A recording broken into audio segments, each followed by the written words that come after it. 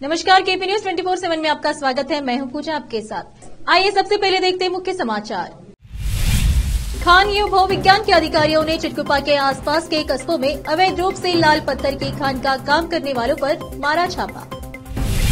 Tax बंटवारे को लेकर केंद्र सरकार पर लगाए गए आरोप पर सिद्धरामैया पर हमलावर हुई भाजपा। बोली मुख्यमंत्री झूठ बोल रहे हैं। मुख्यमंत्री सिद्धरामैया हिंदू मुस्लिम के बीच आग लगाने वाले राजदूत की तरह है। कर्नाटक विधानसभा में विपक्ष के नेता आर अशोक ने कही यह बात। कांग्रेस में शामिल हुए वाईएसआर तेलंगाना पार्टी की अध्यक्ष वाईएस शर्मिला बोली, इसी पार्टी ने किया भारत की बुनियाद का निर्माण। महाराष्ट्र के नवी मुंबई स्थित केमिकल कंपनी में लगी भीषण आग, पूरे इलाके में मचा कोहराम। मुझे गिरफ्तार करना चाहती है बीजेपी, उनका मकसद जांच नहीं, अरविंद केजरीवाल का आरोप।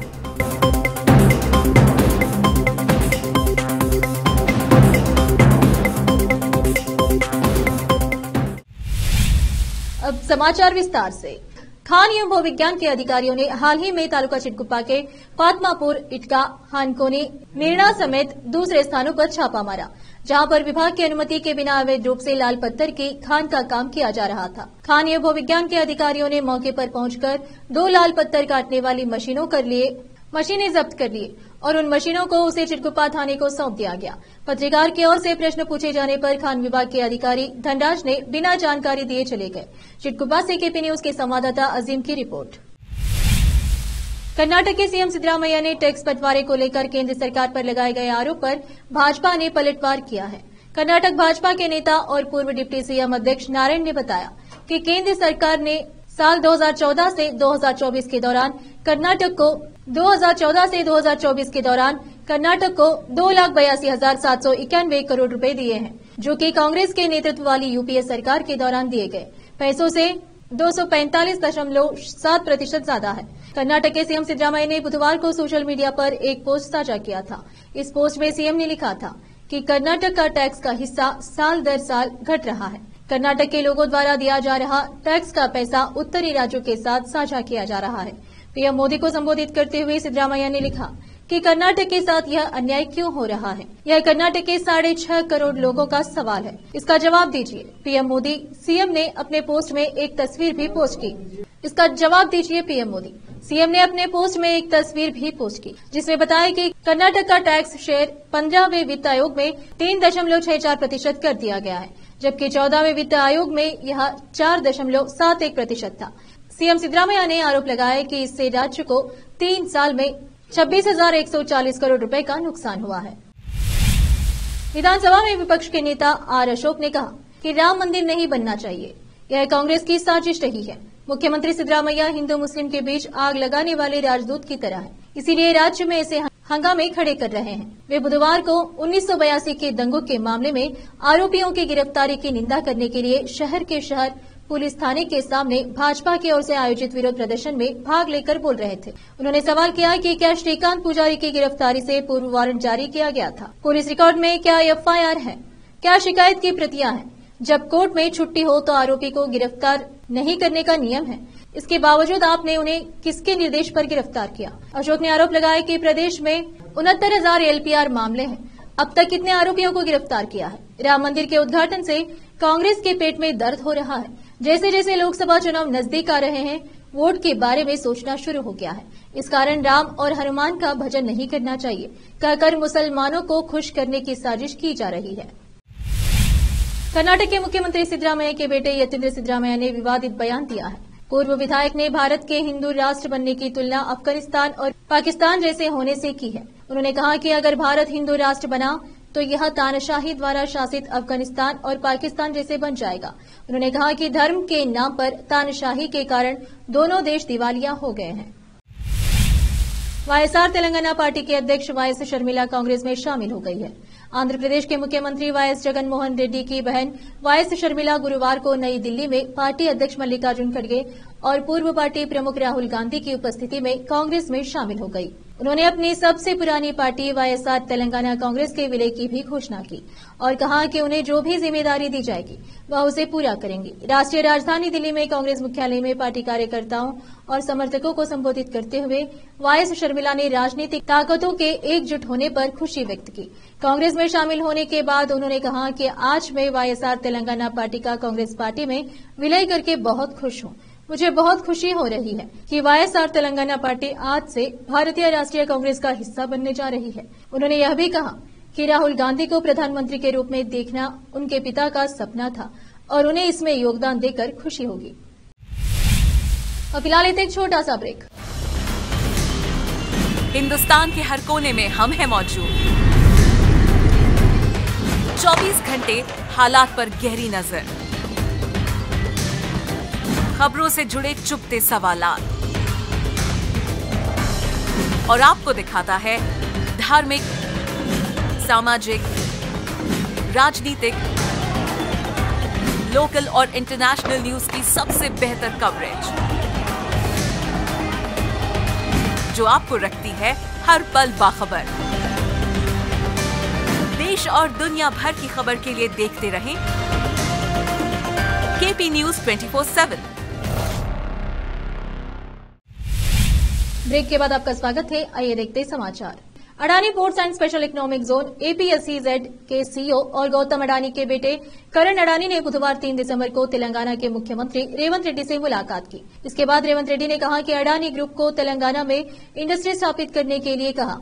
सीएम ऑफिस ने बताया कि अडानी ग्रुप तेलंगाना में डाटा सेंटर और एरोस्पेस पार्क स्थापित करेगा। वहीं अडानी ग्रुप ने कहा कि वो इसके लिए तैयार है। रेवंत रेड्डी ने कहा, सरकार डाटा सेंटर, एरोस्पेस पार्क और इंडस्ट्री स्थापित करने के लिए अडानी ग्रुप का हर तरह से सहयोग करने को तैयार है। हमने इसको लेकर आश्वासन दिया है। इससे राज्य में रोजगार के अवसर बढ़ेंगे। कर्नाटक के बाद महाराष्ट्र में भगवान राम के नाम पर राजनीतिक विवाद खड़ा हो गया है। शरद पवार वाली एनसीपी के नेता डॉक्टर जितेंद्र आव्हाड द्वारा भगवान राम को मांसाहारी बताए जाने पर गुस्सा भड़क गया है। भाजपा नेता राम कदम ने पुलिस में शिकायत दी है। वहीं राम जन्मभूमि तीर्थ क्षेत्र के मुख्य पुजारी आचार्य सत्येंद्र दास ने भी बयान की निंदा की है। कदम ने कहा, घमंडी गठबंधन की मानसिकता साफ है कि राम भक्तों की भावना को आहत पहुंचाई जाए। वे वोट जुटाने के लिए हिंदू धर्म का मजाक नहीं उड़ा सकते। राम मंदिर का निर्माण घमंडी गठबंधन को रास नहीं आ रहा है। बार बार हिंदू समाज का मजाक बनाओ और एक संप्रदाय को खुश करो, यही उनकी ओछी राजनीति है। महाराष्ट्र के नई मुंबई के पावने MIDC इलाके में भीषण आग लग गई है। जानकारी के मुताबिक पावने स्थित एक केमिकल कंपनी में भीषण आग लगी है। सूचना मिलने पर दमकल की कई गाड़ियां मौके पर पहुंची है। समाचार एजेंसी ANI ने आग लगाने का एक वीडियो भी शेयर किया है। वीडियो में देखा जा सकता है कि कैसे आग लगने से पूरे इलाके में कोहराम मचा हुआ है। पूरे इलाके में धुआं फैल चुका है। जानकारी के मुताबिक ये सुबह 7 बजे के आसपास की घटना है। महक नामक केमिकल कंपनी में सबसे पहले आग लगी है। आग लगने के कारण आसपास की कंपनियों को मौके पर खाली करवाया गया है। आग की लपेटों पर काबू पाने के लिए दमकल की कई गाड़ियां मौके पर पहुंची है और अधिक सूचना की प्रतीक्षा है। दिल्ली के मुख्यमंत्री अरविंद केजरीवाल ने गिरफ्तारी की अटकलों के बीच प्रेस कॉन्फ्रेंस कर भाजपा पर जमकर निशाना साधा। केजरीवाल ने कहा कि CBI ने 8 महीने पहले बुलाया था। मैं गया था और उनके सारे सवालों के जवाब दिए थे, लेकिन अब यहाँ लोकसभा चुनाव से 2 महीने पहले मुझे बुला रहे हैं। तो बीजेपी का मकसद कोई पूछताछ करना नहीं है, बल्कि पूछताछ के बुलाना, गिरफ्तार करवाना है, ताकि मैं चुनाव में प्रचार ना कर सकूं। सीएम केजरीवाल ने कहा, शराब घोटाला नाम का शब्द पिछले 2 साल में आपने बहुत बार सुना होगा। बीजेपी की सारी एजेंसी कहीं छापे मार चुकी है, कहीं गिरफ्तारी कर चुकी है, कहीं से एक पैसा भी नहीं मिला। अगर भ्रष्टाचार वाकई हुआ तो पैसा गया कहाँ? क्या हवा में गायब हो गया? सच्चाई यह है कि भ्रष्टाचार नहीं हुआ। अगर होता तो पैसा भी मिलता। अयोध्या में 22 जनवरी को रामलला अपने भव्य मंदिर में विराजमान होंगे। रामलला के प्राण प्रतिष्ठा की तैयारियां जोरों पर चल रही है।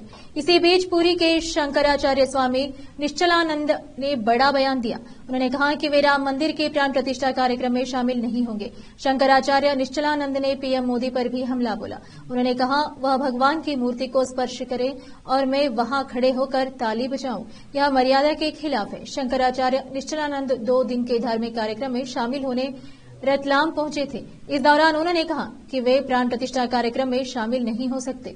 उन्होंने कहा उन्हें अपने पद की गरिमा का ध्यान है, इसीलिए उन्होंने कार्यक्रम में शामिल न होने का फैसला किया है। शंकराचार्य निश्चलानंद ने कहा, पीएम मोदी द्वारा रामलला की मूर्ति को स्पर्श करना ही मर्यादा के खिलाफ है।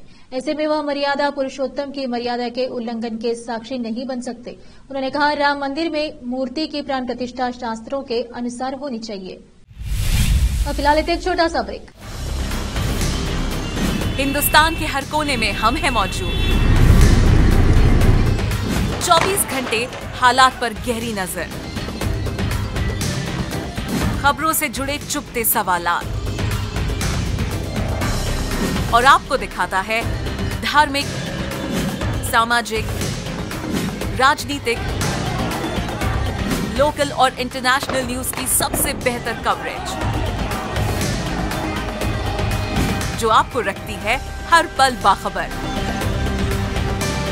देश और दुनिया भर की खबर के लिए देखते रहें केपी न्यूज 24/7। ब्रेक के बाद आपका स्वागत है। आइए देखते हैं समाचार। 22 जनवरी को होने वाले प्राण प्रतिष्ठा को लेकर पूरे देश की निगाहें इन दिनों रामनगरी अयोध्या पर टिकी है। इस बीच अयोध्या का एक गरीब परिवार रातों रात सेलिब्रिटी बन गया। वजह है देश के प्रधानमंत्री नरेंद्र मोदी का बिना किसी पूर्व सूचना के 30 दिसंबर की दोपहर अचानक उनके घर चले जाना और महिला मीरा देवी के हाथों बनाई चाय पीना। इस पूरे घटनाक्रम से पूरा परिवार बेहद खुश था कि इसी बीच कुछ ऐसा हुआ कि परिवार की खुशी का ठिकाना नहीं रहा। बुधवार की शाम इस परिवार की खुशी का ठिकाना नहीं रहा जब प्रधानमंत्री नरेंद्र मोदी द्वारा भेजे गए उपहार और नए वर्ष के शुभकामना पत्र को लेकर जिला प्रशासन का एक प्रतिनिधि उनके घर पहुंचा। प्रधानमंत्री नरेंद्र मोदी ने बच्चों के लिए उपहार और मीरा देवी के लिए घरेलू उपयोग के सामान भेजे हैं। यह उपहार पाकर मीरा और उनका परिवार बेहद खुश है। प्रधानमंत्री के बधाई पत्र के साथ साथ बच्चों के लिए खिलौने और नववर्ष के उपलक्ष्य में मीरा देवी को उपहार दिया गया है। पीएम के इस उपहार मिलने के बाद से पूरा परिवार उत्साहित है। मीरा देवी ने प्रधानमंत्री का धन्यवाद देते हुए कहा कि यह मात्र हमारा ही बधाई संदेश नहीं है, पूरे मांझी परिवार को बधाई संदेश है, जिसके लिए हम प्रधानमंत्री को धन्यवाद देते हैं। इसके साथ ही उन्होंने कहा कि हमारे बच्चे प्रधानमंत्री के द्वारा भेजे गए उपहार से बहुत प्रसन्न हैं। बच्चों के लिए टिफिन, स्कूल बैग और पेंसिल के साथ साथ पढ़ाई के सामान प्रधानमंत्री जी ने भेजे हैं। एक रिपोर्ट में दावा किया गया है कि करीना कपूर यश की अपकमिंग कन्नड़ फिल्म टॉक्सिक में उनके साथ अभिनय करने के लिए तैयार है। यश ने पिछले साल अपनी नई फिल्म की घोषणा की और दिसंबर में ही इसके टाइटल का खुलासा किया था। हालांकि फिल्म के बारे में अभी ज्यादा जानकारी नहीं है, लेकिन इतना तय है कि ये भी एक्शन सीन्स वाली होगी और इसमें यश कभी देखे न गए लुक में होंगे। इसी बीच बताया जा रहा है कि फिल्म में एक बेबो भी अहम रोल निभा सकती है। एक नई रिपोर्ट में दावा किया गया है कि करीना फिल्म में मुख्य भूमिका में नजर आएंगी। अगर अफवाह सच है तो यह करीना की कन्नड़ फिल्म की शुरुआत होगी। फिल्म फेयर के मुताबिक निर्देशक गीतू मोहन दास और यश आने वाले दिनों में करीना के स्टार कास्ट में शामिल होने की घोषणा कर सकती है। ऐसा भी कहा जा रहा है कि फिल्म की शूटिंग कुछ ही हफ्तों में शुरू हो जाएगी। करीना पहली बॉलीवुड एक्ट्रेस नहीं है जो यश के साथ काम करेंगी। 2022 में यश को KGF 2 में रवीना टंडन और संजय दत्त के साथ काम करते देखा गया था। टॉक्सिक की बात करें तो यह फिल्म यश की 19वीं फिल्म है। उन्होंने पिछले महीने न केवल टाइटल जारी किया बल्कि एक शॉर्ट वीडियो भी जारी किया जो उनके चरित्र की पहली झलक देखने को मिली थी। आखिर में फिर एक बार देखते हैं मुख्य समाचार। खान भू विज्ञान के अधिकारियों ने चिटकुपा के आसपास के कस्बों में अवैध रूप से लाल पत्थर की खान का काम करने वालों पर मारा छापा। टैक्स बंटवारे को लेकर केंद्र सरकार पर लगाए गए आरोप पर सिद्धरामैया पर हमलावर हुई भाजपा। बोली मुख्यमंत्री झूठ बोल रहे हैं। मुख्यमंत्री सिद्धरामैया हिंदू मुस्लिम के बीच आग लगाने वाले राजदूत की तरह है। कर्नाटक विधानसभा में विपक्ष के नेता आर अशोक ने कही यह बात। कांग्रेस में शामिल हुए वाईएसआर तेलंगाना पार्टी की अध्यक्ष वाईएस शर्मिला बोली, इसी पार्टी ने किया भारत की बुनियाद का निर्माण। महाराष्ट्र के नवी मुंबई स्थित केमिकल कंपनी में लगी भीषण आग, पूरे इलाके में मचा कोहराम। मुझे गिरफ्तार करना चाहती है बीजेपी, उनका मकसद जांच नहीं, अरविंद केजरीवाल का आरोप।